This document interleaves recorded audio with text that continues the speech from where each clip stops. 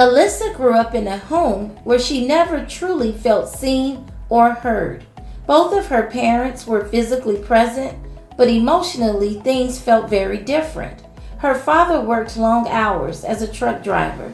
When he was home, he was often exhausted, irritable, withdrawn, and emotionally unavailable.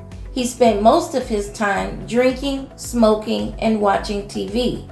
Some days the family laughed together, ate dinner, and everything felt normal. Other days it did not. Without warning, happiness could turn into fear. There were times when her mother would wake her and her siblings up in the middle of the night and quietly tell them to put on their shoes. They were going to grandmother's house again. And this happened whenever her dad would come home intoxicated. Alyssa heard the yelling, the arguments, the doors slamming, the sound of things being thrown and broken. She never knew what version of home she would come back to. Alyssa noticed her mother becoming very sad. She looked overwhelmed all the time.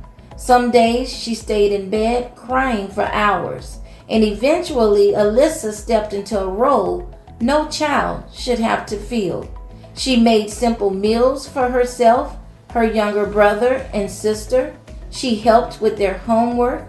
She made sure assignments were completed, chores were done. She reminded her mother about school deadlines, doctor's appointments, and other important responsibilities. Alyssa became the responsible one, the helper, the caregiver, the child who didn't create problems because there were already enough problems in the house. And somewhere along the way, Alyssa learned to stay quiet. She learned that everyone else's needs came first. She learned that being good meant asking for very little. She learned to silence her own emotions because there wasn't room for them. As she entered middle school and high school, that pattern followed her.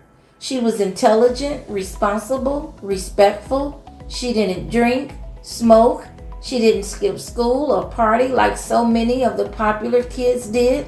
And therefore, Alyssa never quite fit in. She was teased for being too skinny, made fun of for being too smart. She was called names. And instead of defending herself, she became quieter. She kept to herself, and she convinced herself that staying invisible was safer than being noticed. As an adult, the pattern continued. In relationships, men were drawn to her. They often complimented her looks, her beautiful spirit, her kindness, and her heart. But many of those relationships were one-sided. Some weren't who they claimed to be.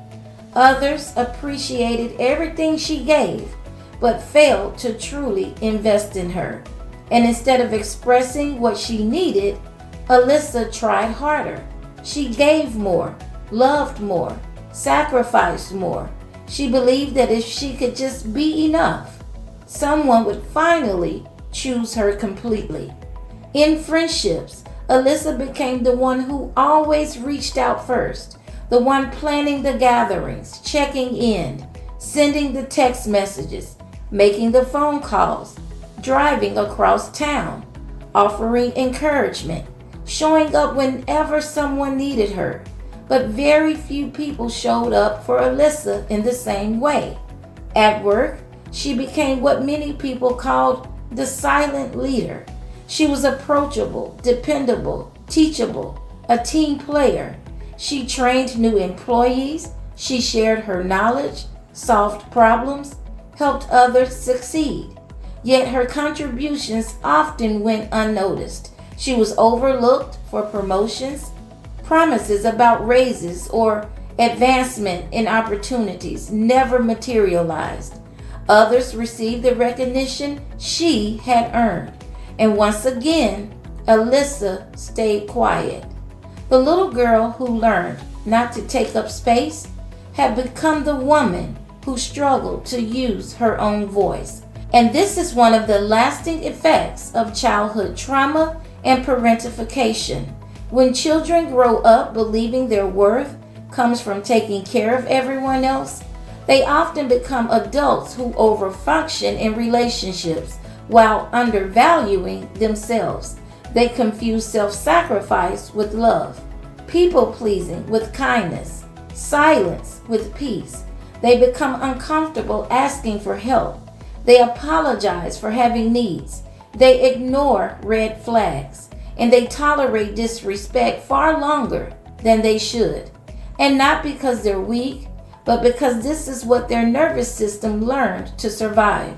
And over time, that silence doesn't simply disappear. It often becomes anxiety, depression, burnout, emotional exhaustion, resentment, difficulty trusting others, difficulty setting boundaries, difficulty believing they deserve the same care they freely give to everyone else.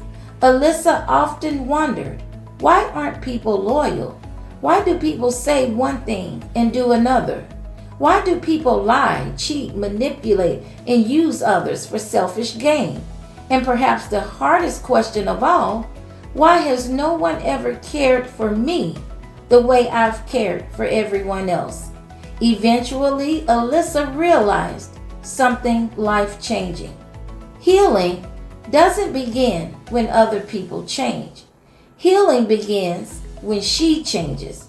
She learned to speak up. She learned that her needs matter too. She stopped expecting people to become who she hoped they would be. Instead, she accepted them for who they consistently showed themselves to be. Actions, not words, became her standard. She realized that doing more is not the price you pay for love. Giving more is not a requirement for respect. Overextending yourself will never convince emotionally unavailable people to value you. Instead, it keeps you trapped in what I call the 3 Ps: pleasing, proving, and performing. And underneath those 3 traps is something even deeper: the validation trap. Believing your worth depends on being needed, being praised, being chosen, being approved of. But healing teaches you something entirely different. And that is, your value has never depended on how much you sacrifice for others. Your voice deserves to be heard. Your needs deserve to matter. And love that requires you to disappear isn't love at all. So, if parts of Alyssa's story feel familiar, understand this. Many adults who experience childhood emotional neglect, parentification, or growing up in unpredictable homes carry these patterns into adulthood without even realizing it. What you learned in survival mode isn't what you have to carry the rest of your life. The voice that learned to stay quiet can also learn to speak. The child who learned to survive can also become the adult who learns to thrive. Healing is about giving yourself permission to become the person you were never allowed to be. Thanks for watching, and I'll see you in another video.